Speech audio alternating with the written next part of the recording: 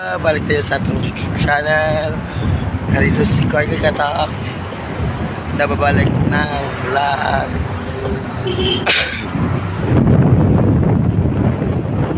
Fresh.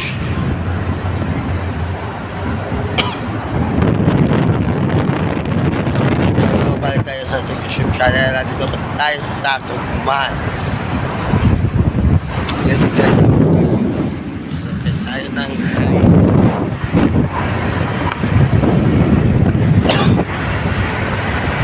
oh, mahal.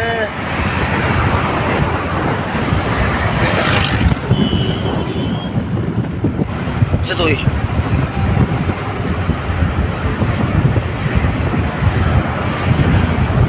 Sa mundo